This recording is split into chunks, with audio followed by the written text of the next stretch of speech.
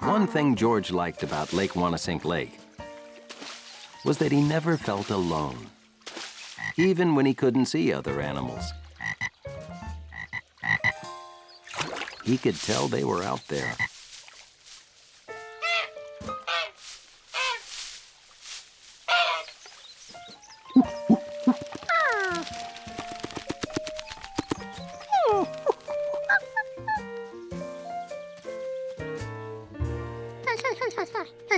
George, hi. How about a hand? Yeah, I'm preparing an exhibit on local wildlife for the Town Nature Society, and the baby alligator lizard I was studying just disappeared.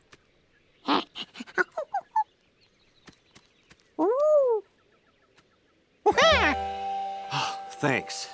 Have fun at the lake?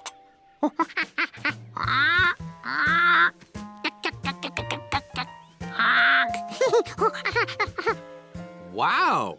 You saw all those animals? You only heard them? Hey! Animal sounds would be great in the exhibit. You want to help me again?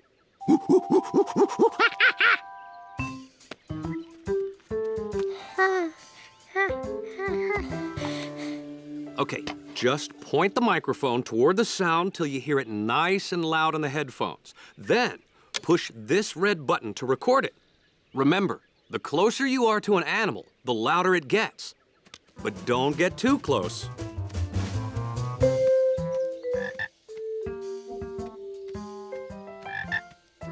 This was simple for a smart monkey. All he had to do was follow the sound as it got louder and...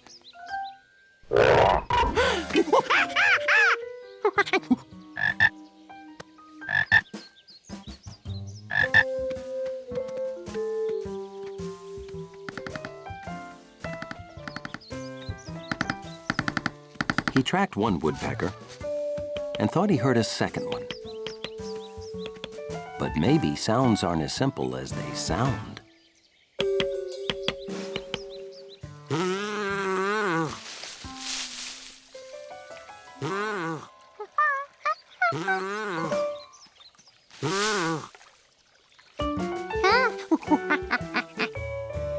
George was collecting pictures of all the sounds he had heard outside. Then he heard a new one, inside. George knew how to track a sound. This was different. It got louder, then went silent. Then it was far away again. This called for a second opinion. 151, 152. Wait. Oh, hi, George. Yeah, can you wait till I'm done with the moth census? Okay, I'm coming.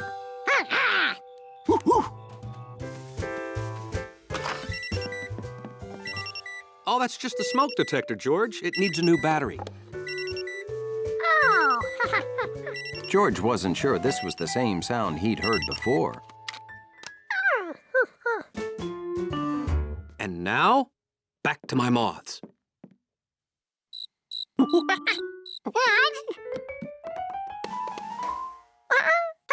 There it was again, and it didn't come from the smoke detector.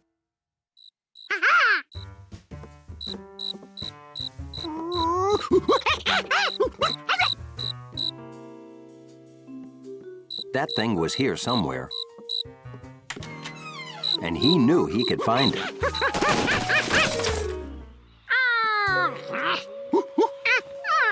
Of course, it must have gone out the window.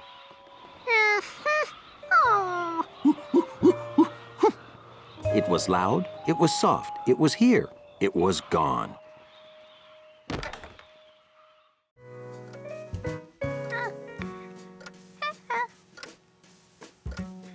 George had been counting the minutes all morning. He could hardly wait. Today was dog show day.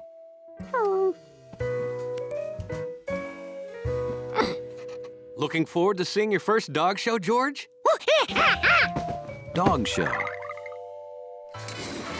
The idea of dogs putting on a show sounded better than anything he'd ever heard. If that's Professor Wiseman, would you please let her in?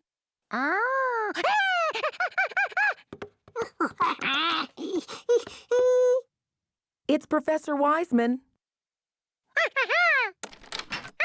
Oh, hello, George. Ready to go? Ready? I have never seen him so excited. I can't go, remember? I have to finish crunching these numbers. Bye.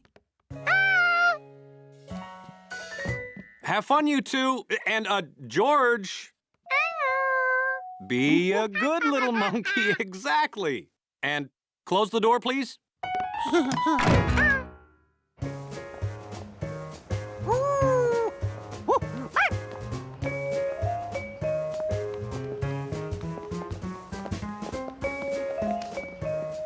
George got more and more excited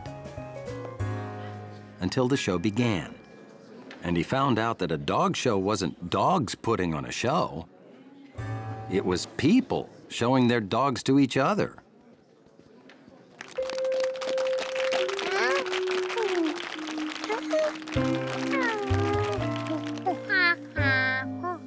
George didn't exactly pay attention.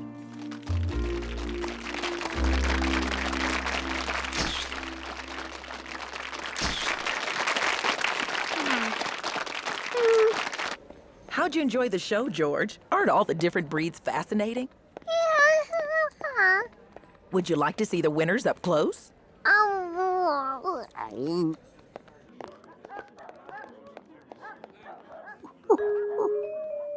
George got a big surprise.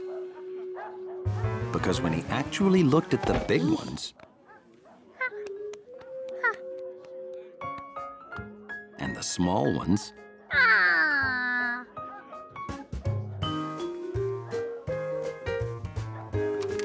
and the crazily hairy ones,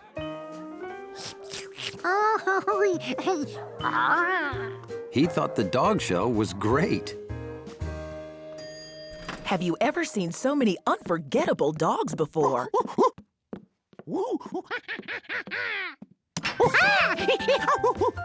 Okay. Well, it looks like you had fun. I hope he wasn't too much trouble. He was no trouble at all.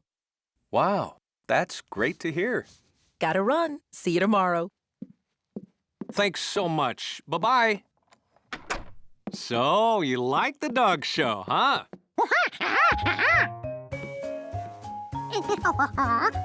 George wanted to tell the man about all the unforgettable dogs he saw.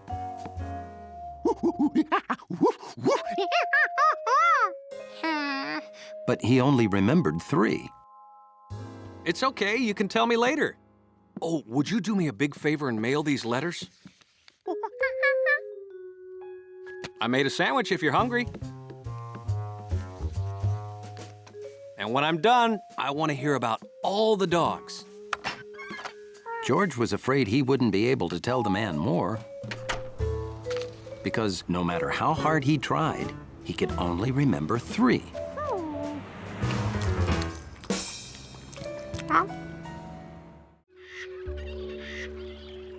It was a perfect day to explore Lake Wanasink Lake.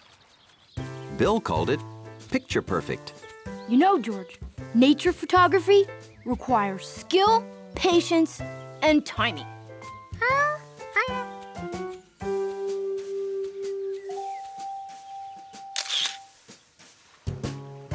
Remember, George, to cross a log, you need exact foot placement and a keen sense of balance.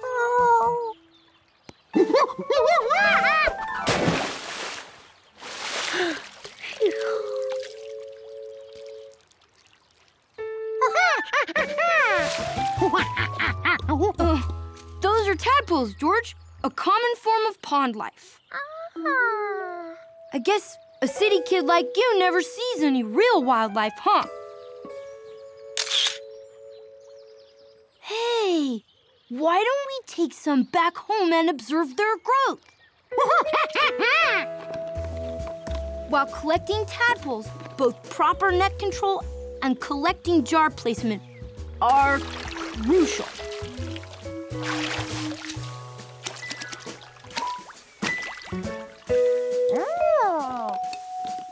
Hey, how'd you like to look after him for me?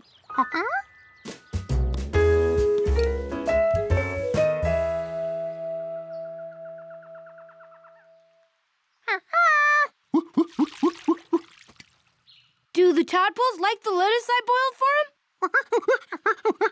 Now remember, I want you to watch them closely for me. They do some amazing things as they grow. Keep them safe in that bowl, and they should be just fine. And so, on that gloriously sunny day, George became the proud caretaker of a bowl full of tadpoles.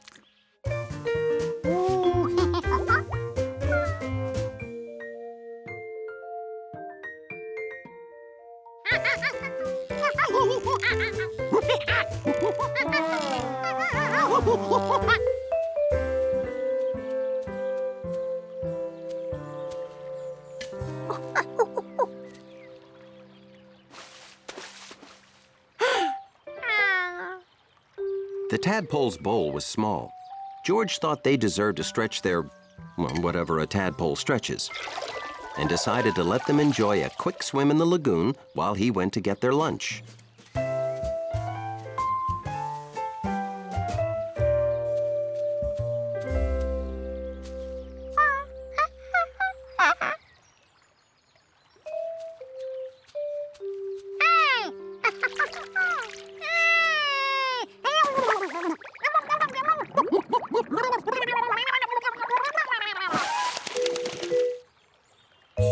Where could the tadpoles be?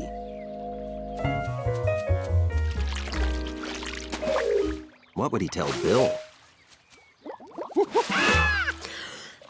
Hey, George!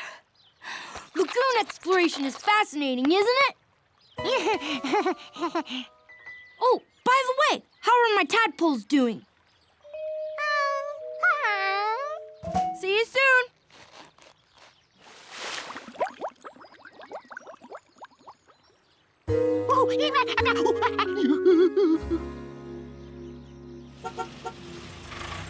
Time to go back to the city, George.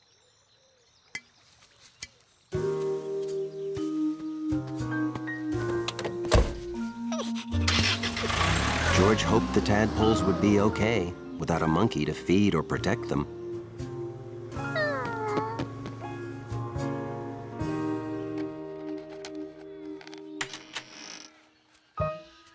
George! Look! My caterpillar is in its pupa stage. I bet kids like you never see that in the city, huh? Hey! Have my tadpoles done anything amazing yet?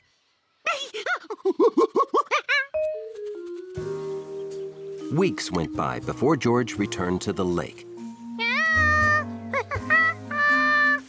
George still couldn't find the tadpoles, but they had to be in the lagoon. Unless...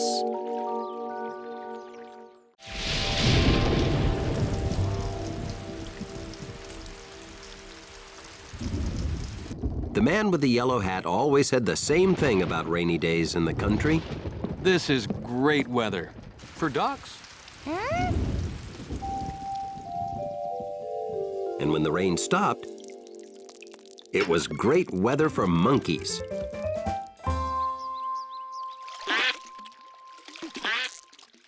Mud that sounded like a duck when he squished it. Yes, it was duck mud.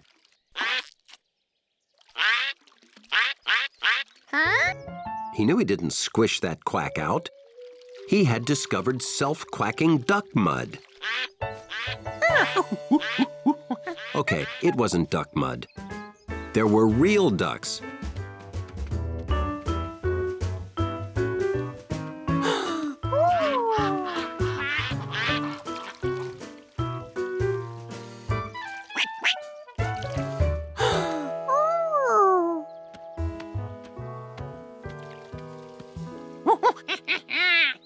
puddle ducks.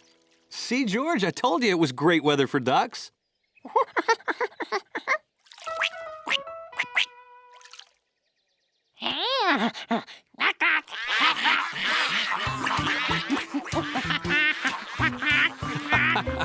You're gonna be busy, George.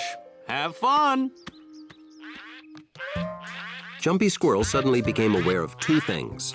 The rain had stopped, and that hairy duck looked familiar.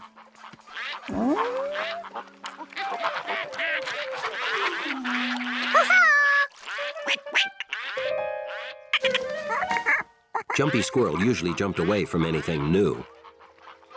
Peking Duck was the same way.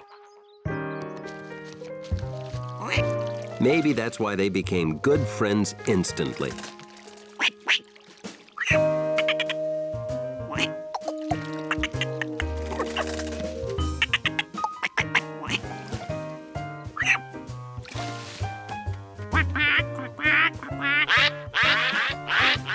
George played by the puddle all day. He even had ducks in his dreams.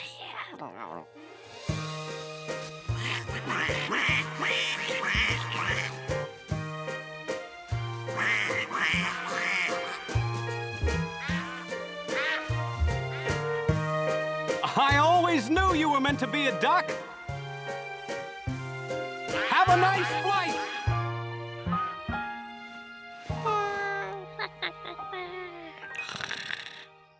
For centuries, people have wondered what squirrels dream about.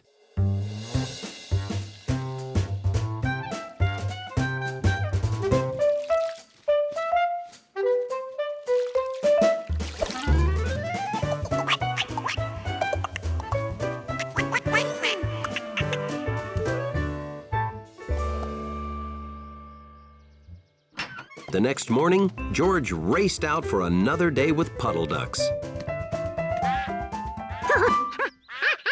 Something was wrong. The puddle was smaller, a lot smaller.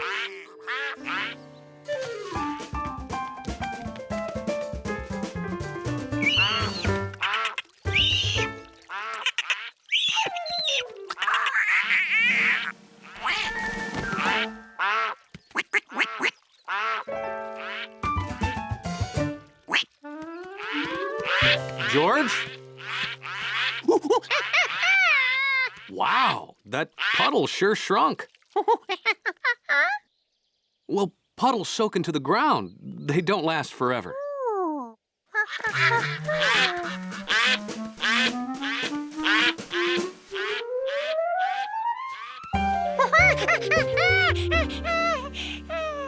Ducks go where there's plenty of water. When the water's gone, they'll leave. It's just what ducks do.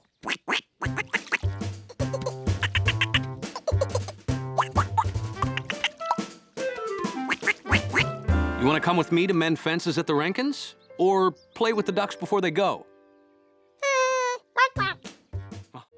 For a professional lobby dog like Hunley, it's nice to catch a nap when the lobby is peaceful. But when George lives in your building, guarding against monkey mishaps is always more important than sleep. Good morning. Headed out to have fun? No, going to Dr. Baker for my annual checkup.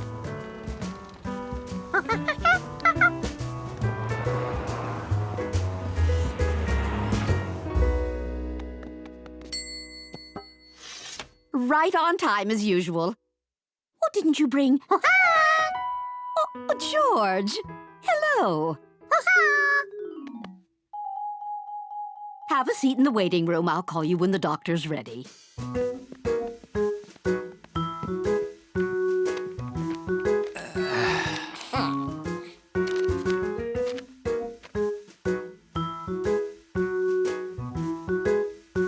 George learned that the thing you need most in a doctor's waiting room is patience.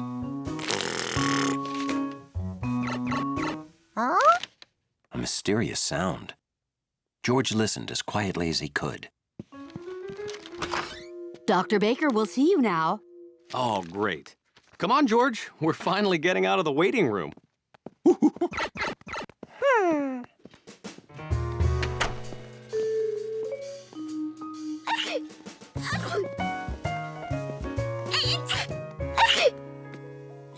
George gave up hope of hearing any mystery sound past that sneezing. I'm still waiting for Dr. Gesund. Well, I'm sure he'll be right with you.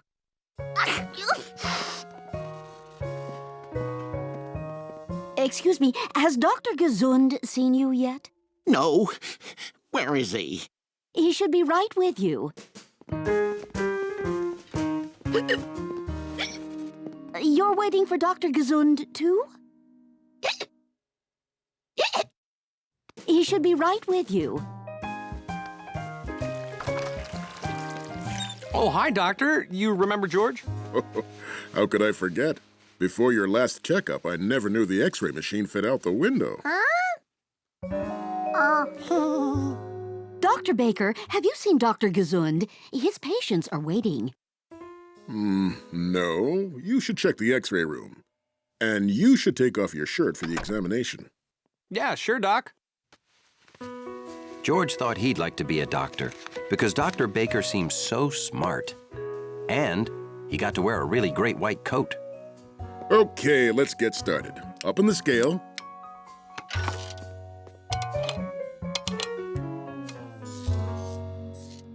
Whoa, I think you need to cut out the desserts. You've gained some weight. What? I have maybe one donut a month. I run marathons. It's impossible.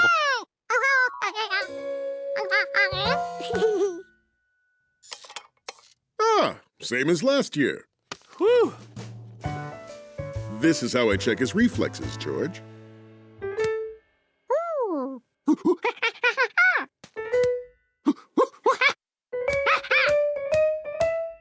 My knee's starting to get sore.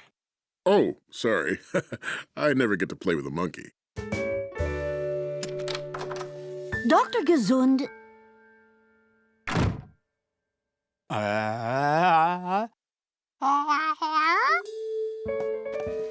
Okay, take a long, deep breath. Oh, I don't like the sound of that breathing. No, George was... Whoa!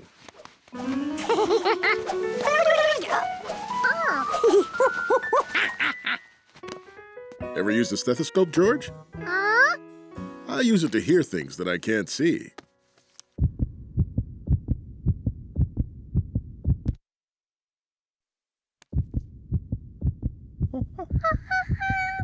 That's the sound of my heart.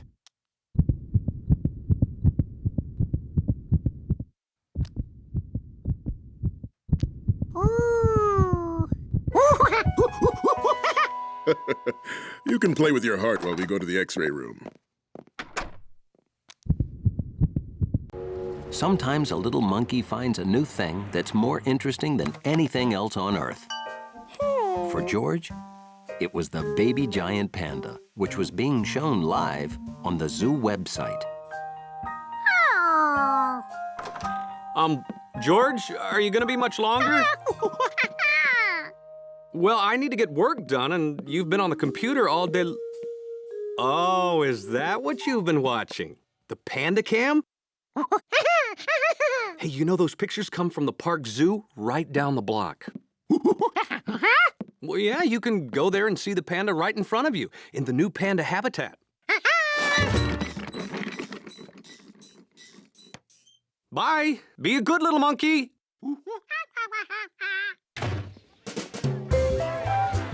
There was one thing on George's mind. Baby panda. Baby panda. Baby panda.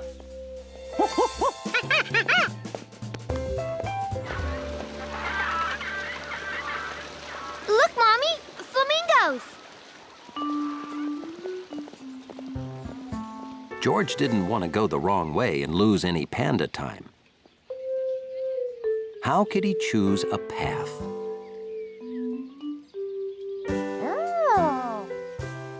A nice big map. George decided to take it and follow the pictures to guide him through the zoo.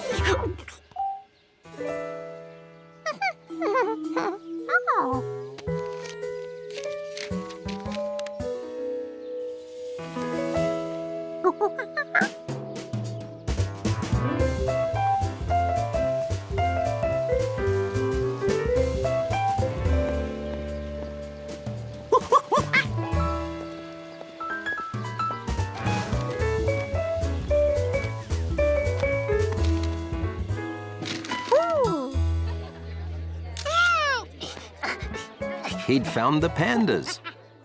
That map really worked.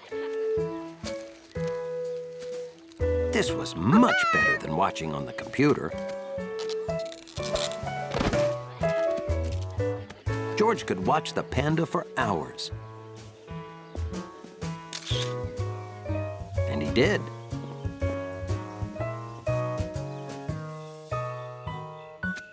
Until he felt like that baby would never get any leaves to eat.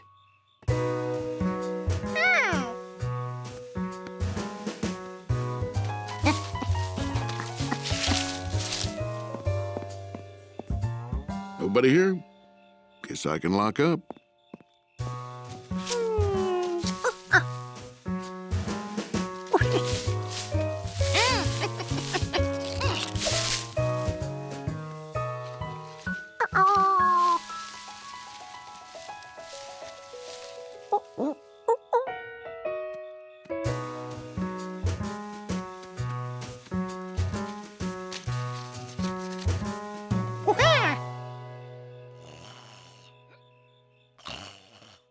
Time flies when you're watching pandas. George realized he'd better go before they close the zoo.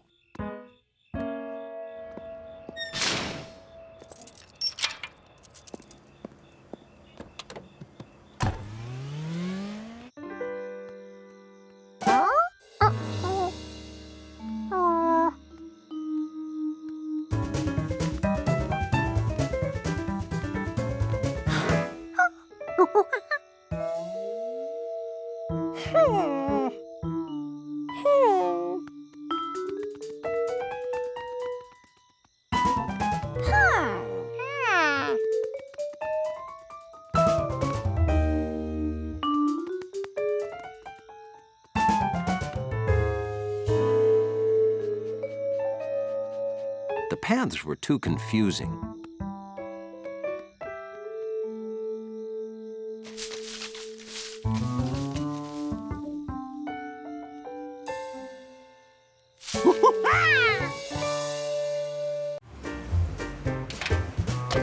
George liked visiting Professor Wiseman because she did so many different things. This time, she was helping out on a rocket launch. And the man with the yellow hat was going to ride the rocket. So, you ready to be the first average untrained person shot into space? I sure am. There's only room for one, George, but I have a special seat for you right beside me so you can watch.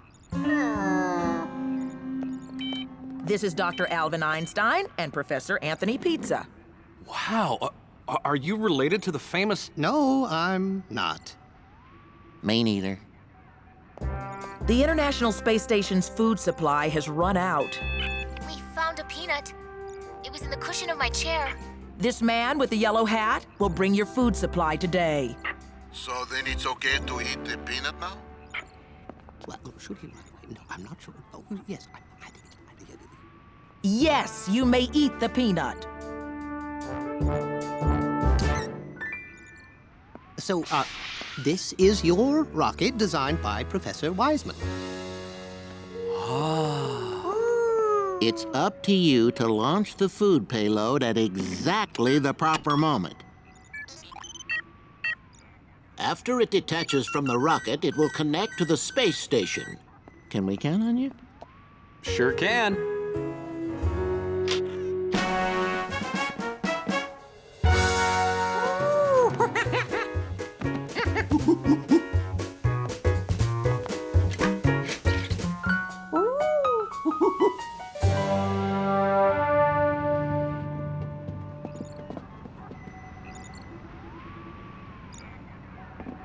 Professor Pizza and I are loading extra experiments you'll deliver with the food. George wanted to see what these experiments were. George, careful. This is an expensive, high-tech... raccoon? They'll live at the space station so we can study how they adapt to life in space. George could see into all the containers except this one. What was hidden in there?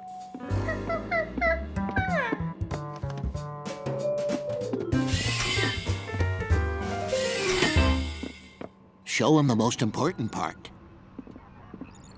These keypads launch the payload. You hit these 2 keys on each pad at the same time. On all 4 at the same time? Yes, at the exact moment the rocket passes the space station.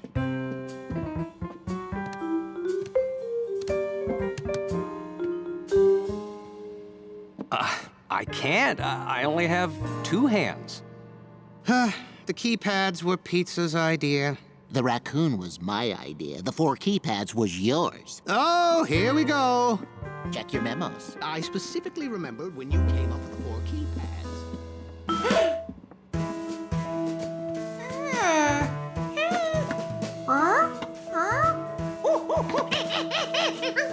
Oh, we have to scrub the mission. Or find an astronaut with 4 hands. Hey.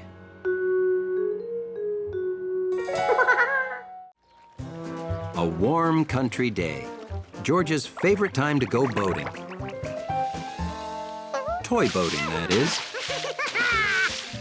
Even a toy boat captain can hit rough seas in his favorite perfect pond.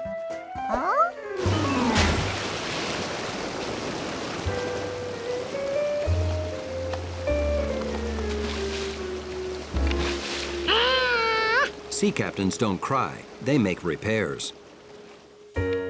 Or ask a friend to. I can have it fixed for you first thing tomorrow morning, Captain.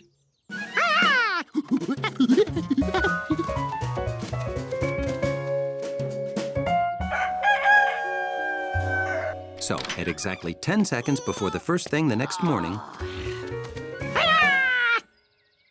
Right on time. There you go. Ready to set sail again. George rushed back to his perfect pond to set sail.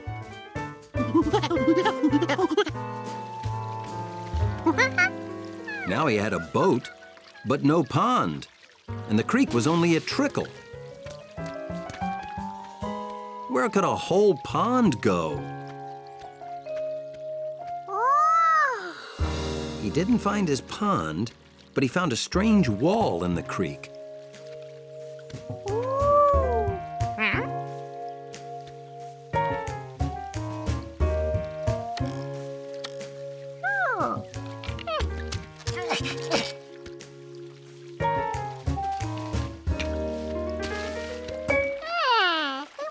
Here's what happened to the water. It got stuck behind this wall.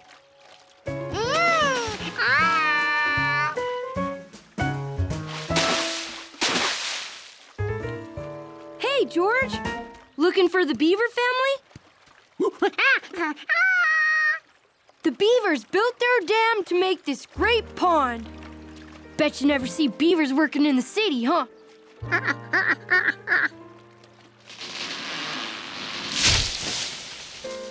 Yep, that's them now, working in the woods. I took pictures of them. Don't get too close while they work or they'll get upset. Bye! So these were the beavers.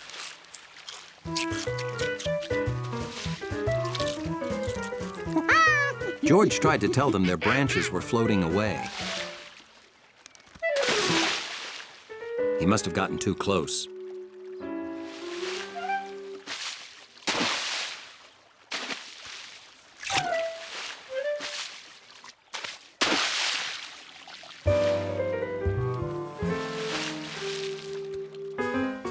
If the beavers didn't want him watching, he'd just sail his boat.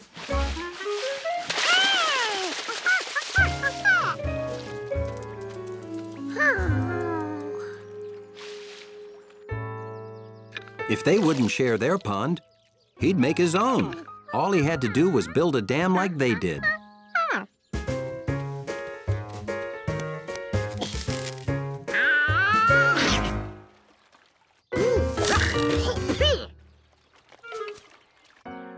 There must be an easier way to get wood for a monkey dam. Mrs. Rinkin's scrap wood. Been having lots of fun with your boat? Oh, you want the scrap wood, do you? Take it. I'll even hitch the cart to Leslie to help haul it. Now he had wood. What else would be good for stopping water? It was summertime, and the city was trapped in a heat wave. A real scorcher. But there was one city dweller who was not hot. George was in the country, where things were much, much cooler. Oh, whoa! You call that a cannonball? I'll show you a cannonball! George loved the country. It had lots of great stuff the city didn't have. You could hear frogs croaking. You could feel the breeze from a hummingbird's wings when it spun around the flowers. At night, you could see a sky full of stars. What you doing, George? Stargazing? No one knows exactly how many stars there are. Not even scientists. That's when George thought, maybe it's time somebody found out.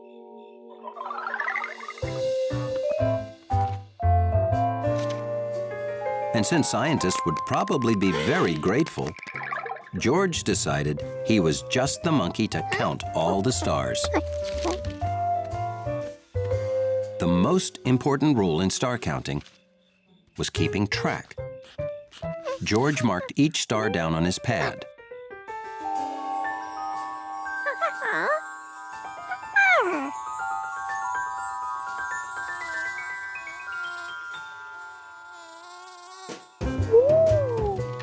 The two most important rules in star counting were knowing the difference between stars and lightning bugs and keeping track.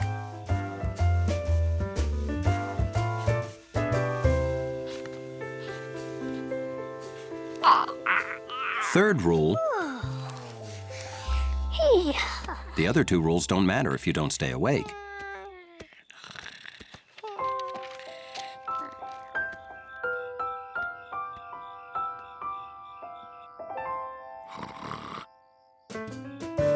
Because when you come back the next night, you can't tell which stars were counted or uncounted. So last night's count can't count.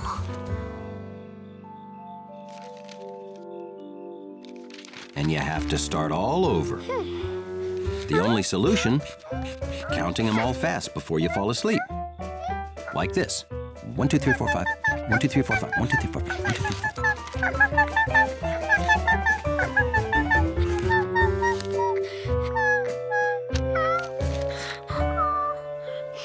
But George wasn't fast enough.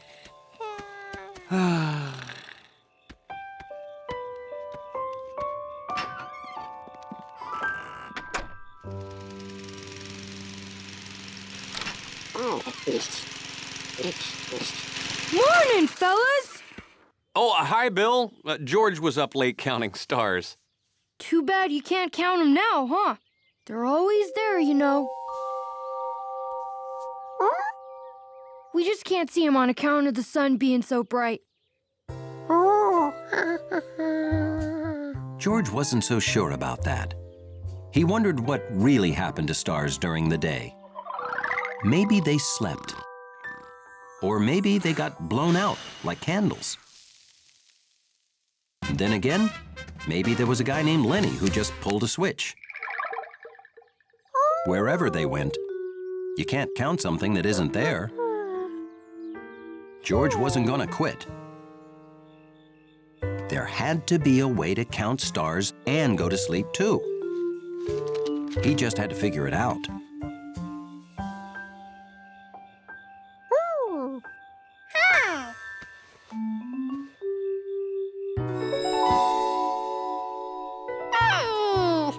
The big upside-down cap.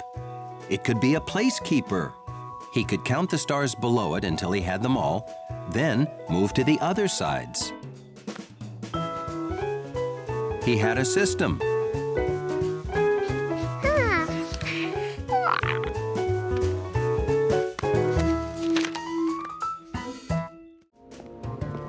To Hunley, nothing beat being a wiener dog on a sunny day. It was so much more dignified than being a sweaty, tired-looking man. Back from the marathon already? And you won a trophy? 17th place? Congratulations!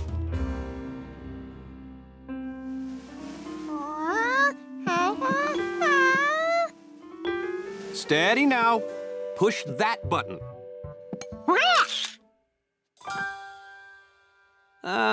Let's put it there, next to my cow pasture sprint trophy.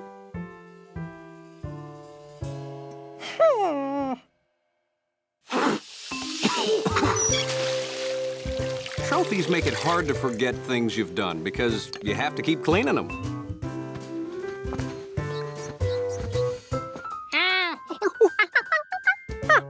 Yeah, I got that for climbing and mapping what they now call Yellow Hat Mountain. You'll win trophies someday. A trophy is a reward for doing something well. So maybe best at being a good little monkey. George figured there wasn't much chance of that, but maybe for something else, someday.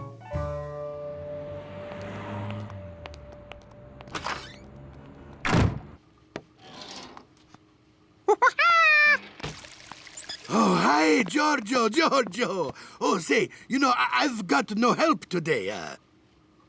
Could you,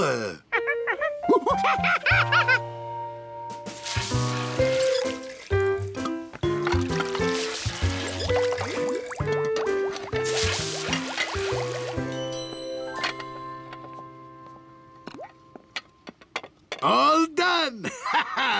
Thank you so much. Grazie.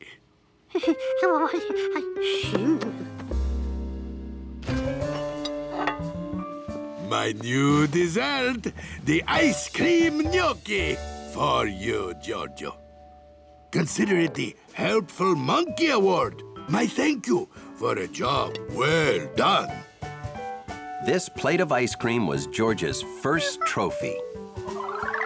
A trophy is a reward for doing something well.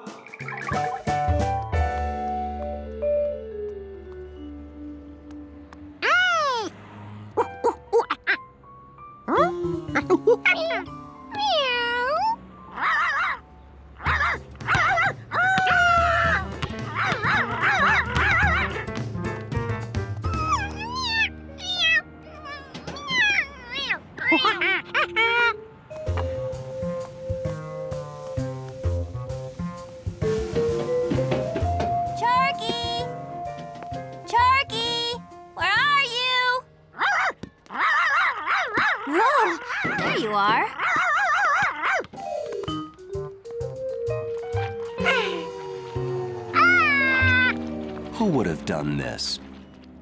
It's just mean to melt a guy's Helpful Monkey Award. Giorgio, what did you do? Leave your ice cream gnocchi in the sun?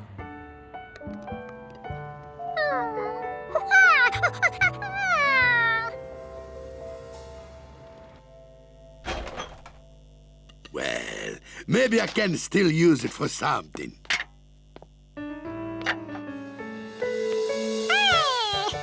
This time, don't leave it in the sun where it'll melt. George now knew he had to keep his trophy out of the sun.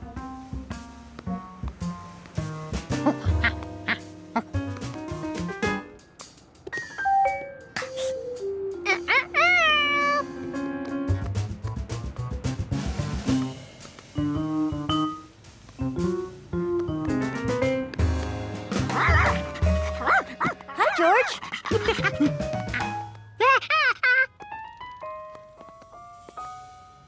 we have a little tiny bit of ice cream?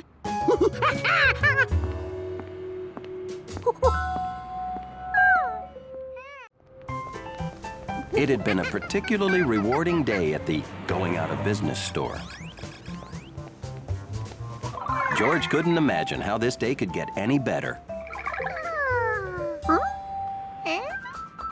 Or maybe it could. Mabel's department store had added a fresh, homemade candy counter.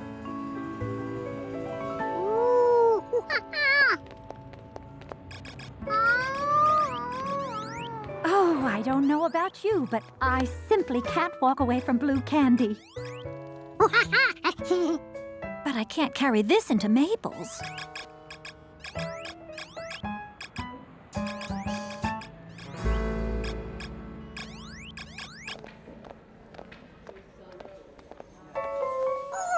The pyramid sort of enhances the pinkness, don't you think? I'm working on a rhombus shape, but it keeps falling over. A rhombus?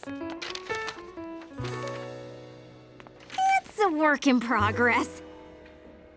Anyway, welcome to Kaylee's Candies. I'm Kaylee. We'd like 4 small boxes. Great! This is my first order today.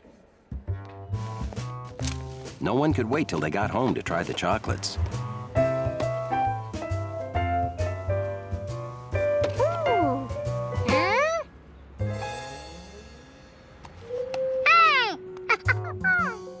Hey, George's box has 4, not 6. You got shortchanged. He can have 2 of mine. I just wanted to taste anyway. So can I have your other 3? George didn't think it was fair for anyone to sacrifice. There was only one right thing to do.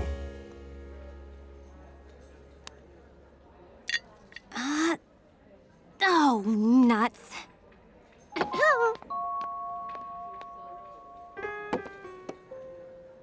Oh, you want to buy 2 more?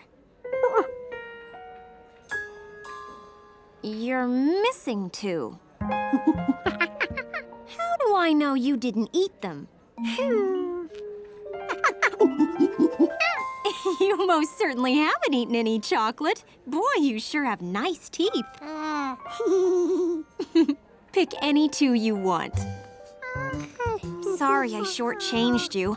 I put some of these boxes together at home and my cat distracts me.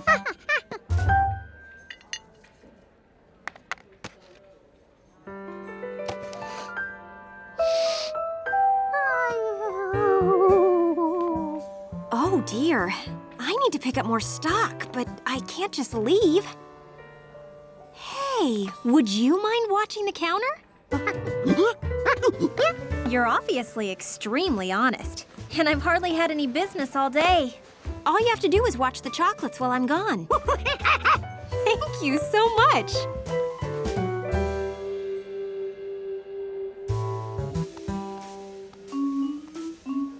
The mysterious rhombus. George wondered if he could make a rhombus. It didn't seem hard.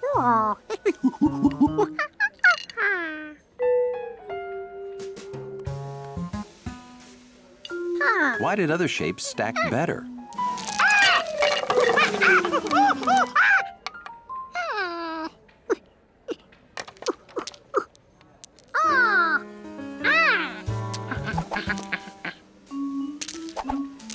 Maybe they went together by shape, not color. George concentrated on his work.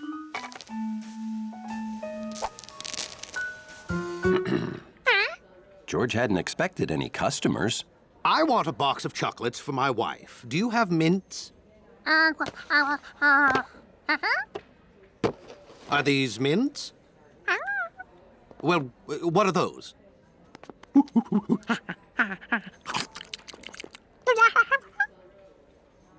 That doesn't look like a mint. The next blue one had the same filling, and it still wasn't mint.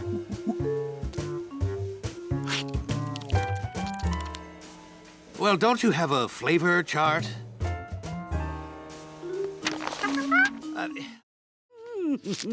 George always liked helping in the Pischetti's green, beautiful garden. We need more tomatoes, more eggplant, more everything. Nettie, we must expand our garden. I have drawn up a plan. New hoses, fresh topsoil, more plants. But, Chef, where will we expand to? The reason George liked their garden so much was that it was right in the middle of the city.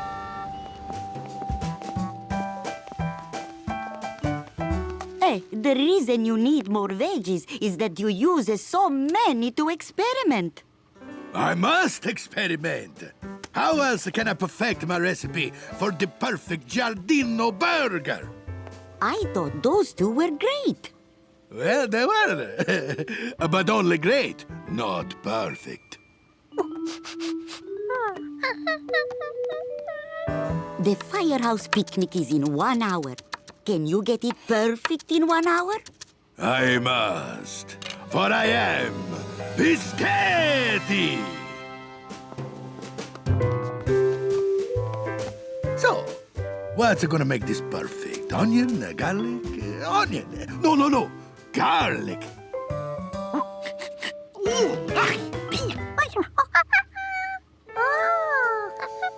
Onion? Okay, let's try it.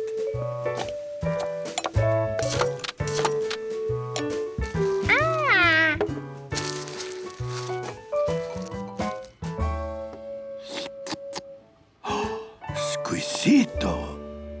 Oh, Giorgio, you have helped me find the perfect mixture.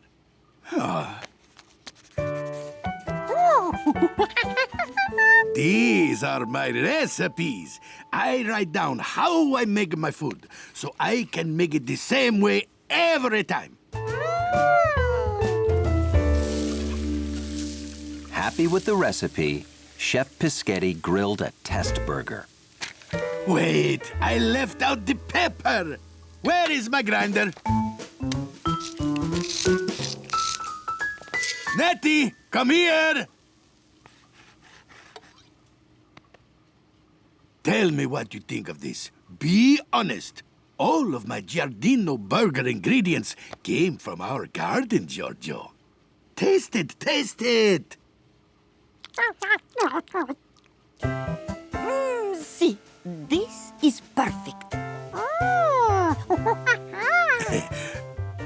You're not just making those yummy sounds to be nice, right? I'm your wife and he's a monkey. If we are not honest, who is?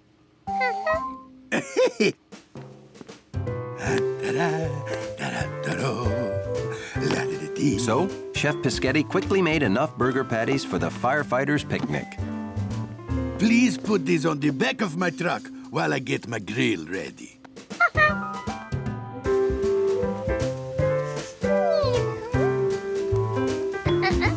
George put the box on the truck right outside the restaurant.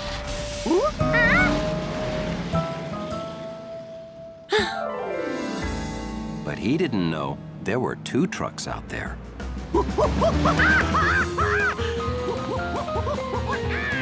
Hi! Hey! Look at this monkey waving at me. Monkeys are so friendly.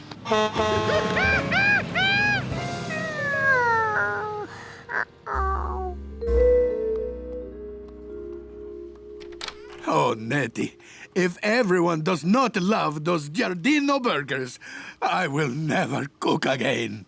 Even if they don't, you have a book full of other great recipes. I don't care. If anything at all goes wrong, I'm gonna hang up my big white hat forever. Please relax. They will love them. George couldn't tell him something went wrong. And maybe he didn't have to. If that book showed the chef how to make the burgers, George could use it too. And make burgers that would be exactly the same. The ingredients came from the garden. Here were pictures of things from the garden. So he had obviously found the right recipe.